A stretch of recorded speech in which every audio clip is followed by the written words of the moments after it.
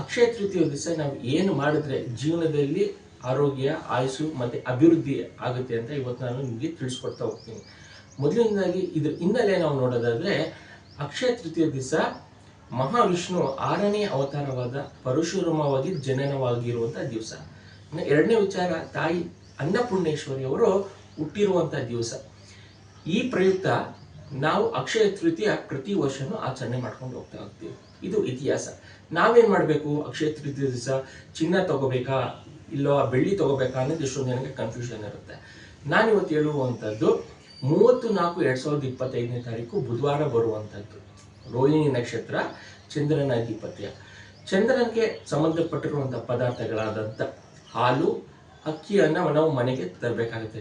ಇದ್ರ ಜೊತೆಗೆ ಬುಧವಾರ ಇರೋದ್ರಿಂದ ಹೆಸರುಬೇಳೆ ತಂದು ಪೊಂಗಲ್ ಮಾಡಿ ನಾವು ನೈವೇದ್ಯ ಇಡಬೇಕಾಗುತ್ತೆ. ನಿಮ್ಮ ಮನೇಲಿ ಏನಾದರೂ ಆದರೆ ಅದು ಬೆಳ್ಳಿಯ ಬಟ್ಲಿಂದ ಇಡೋದ್ರಿಂದ ತುಂಬ ಪ್ರಯೋಜನ ಆಗುತ್ತೆ.